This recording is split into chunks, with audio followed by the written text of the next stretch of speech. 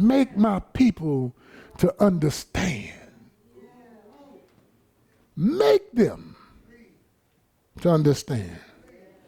Listen to what it says here in Psalms 119, 104. From your orders, from your command, I get understanding. Therefore, I have hated every evil and false way. We got to hate. Me and Brother Shannon was in my shed. I know, where was that, Shannon? Upstairs. We was upstairs. And we was getting down listening to a message, an old message from back in 2005. About 2005, listening to a message from way back then. And it said, I can tell what you love by what you hate. Y'all heard that? That was a message I preached back in 2005. I can tell what you love by what you hate. If you listen to that message, you'll find out that you love the world more than you love Yah. Where do you spend most of your time? In the world. Where do you spend most of your money? In the world. Where do you give most of your strength? To the world. You got to beg you to shout and dance in here. But that man got you working 8 hours straight. And you do that willingly for a check. But when you get in Father Yah's presence, you don't feel like you got enough gumption about yourself to even scream. Y'all understand what I'm telling you?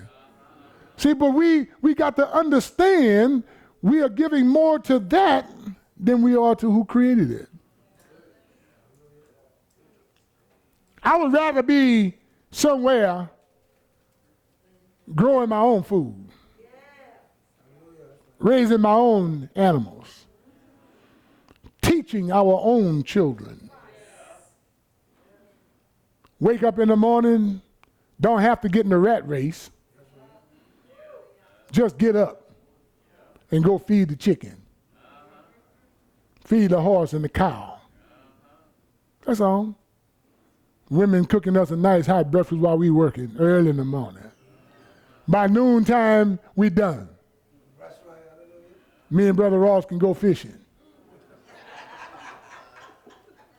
And if you think we're going to feed the rest of y'all, you're right. Because we love to fish.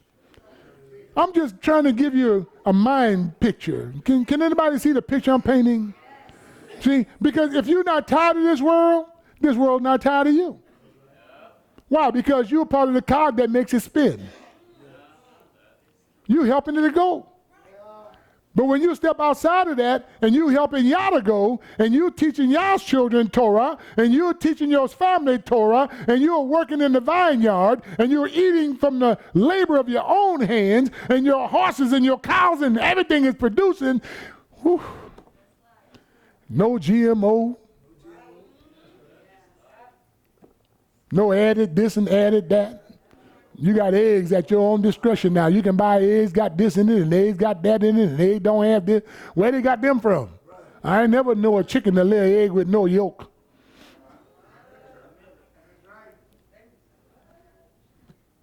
People done fell in love with that.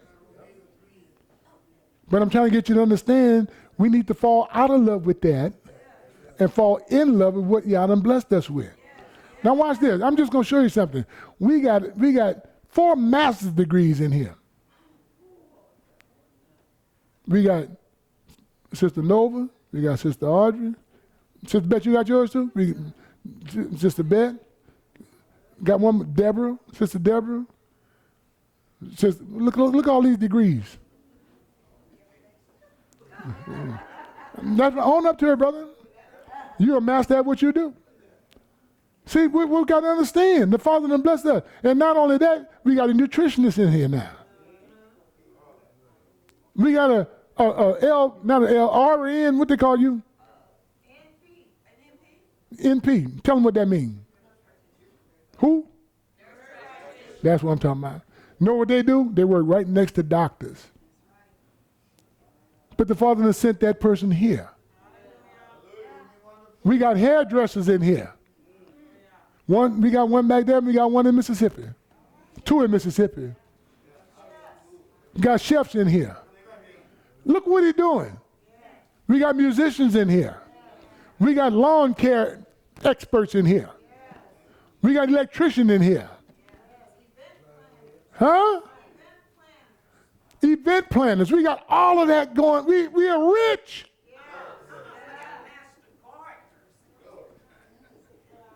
I'm going to raise my hand on that one. I grow a little bit myself now. I'm getting my land ready right now for fall season. So close. Got a seamstress in here. See what I'm talking about? Look what the Father done blessed us with. Why we can't have our own everything? Oh, can't leave this out. We got, that's what we need. And then we got to have the loss of fear that we are not going to make it. We got to believe that we're going to make it. Come on here. See, we got to understand who we serving. Who we are serving will bless us to do all that we have in our heart to do. Everything that we put our hands to do will be blessed if we're doing what he told us to do. Hallelujah. Now, let's move on. Proverbs 1 verse 5. The wise one hears and increases learning. The wise one will hear, Shema, O Yisrael. And increase learning. The only way you can increase learning, you got to hear. And the understanding one gets wise counsel. That's why I go to Brother Johnson and talk to him. That's why I go to Brother Ross and talk to him. Sometimes I call Brother Blackwell while I'm riding home, all the way from my dad Hunt's facility, and I talk to him. And if you ever talk to Brother Blackwell, he's going to talk more than you. All you got to do is listen. And he's a young man, but he's a young man with wisdom. I'm telling you now, I'm telling you the truth. We got a wellspring that the Father has blessed us with of wisdom, knowledge, and understanding people. But we got to make it work. Go to chapter 3, same book. Chapter 3, verse 5. Look what it says. Trust in Almighty Yahweh with some of your heart. And lean not. In other words, your understanding is as bad as your righteousness. Hallelujah. But for him to give us instruction, lean not. That means we got some juked up understanding. That's an old colloquial phrase right there. Okay, let me put it a little bit better for the young people. We got some messed up understanding. Jacked up. Thank you. We got some messed up understanding, jacked up understanding. We got some understanding just not fruitful. It keeps us in the old mindset. Come on, y'all. We need a change of mind. Somebody ought to say, change my mind. If you really mean it, say, change my mind. See, because our mind is essential for the Father to deal with us. He's not dealing with us because of our physical facilities. He's dealing with us because of our minds. That's why he said, by the renewing of your mind. Anybody need a renewal? He's the only one that can do it. But don't lean to your own understanding. That's the way I see it. Don't do that. The Father got some more word for each one of us. Hallelujah. You don't know what you don't know. Hallelujah. You've been reading that book for 30, 40 years, but you know what? He's got something in there you ain't never been entertained by it so far. And the Father waiting for you to get out of your bag and out of your box so he can fill you up with some more stuff. And he got it in there. Because I'm going to tell you what, we got to learn how to treat one another. All around this assembly here, from the front to the back, both sides, we got to learn how to treat one another. See, when we say let the strong bear, on up to it, let the strong do what? So what he's saying is, he got some weak folks amongst you, but you that consider yourself to be strong, get under them, undergird them, and help them up. Don't sit back and talk about them. Make them an issue for your gossip sessions. But let them become the ones that you fall on your face and pray for while you're home. Hallelujah. They don't see you praying for them. They don't hear your prayers for them. But baby, Yah hears it. Because he knows that now your heart, your mind is for the concern of somebody else. Don't think about the thing that just suffice you, but think about what's going to help your brother and your sister to get up from where they are. Do we understand that? It's not just about you. It's about us. Oh, help us, Father.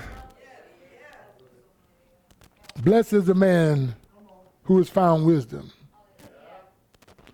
I'm going to say that. Now, if you want to know what that is, it's in Proverbs chapter 3, verse number 13. Blessed is the man who has found wisdom and the man who gets understanding.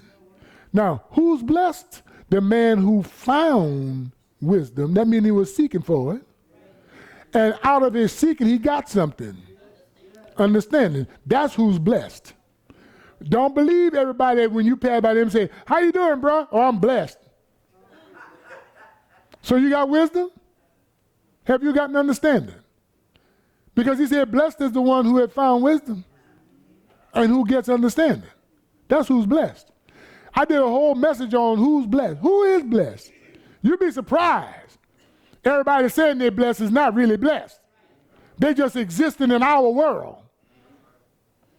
The world of the living. Yep, the dead is in the world of the living. Y'all heard that? They're here. The dead is in the world of the living. Hallelujah. I could go more on that, but the Father told me to move on. Proverbs chapter 4, verse number 7. The beginning of the wisdom is, what is that?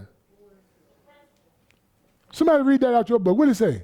Wisdom is the principal thing. Therefore, you get wisdom, and with all that getting, get understanding. Oh, the beginning. How did they go? Wisdom is the beginning thing. Therefore, get wisdom. Oh, so wisdom is the beginning thing. Yes. So wisdom was here at the creation of the world. Yes. Matter of fact, that's what created the world. Wisdom. It took wisdom to know just how far to put that sun from this planet. 1 inch more, closer, we fried. 1 inch farther away, we freeze. Boy, look at the wisdom. And we got to understand we are serving the one who did that.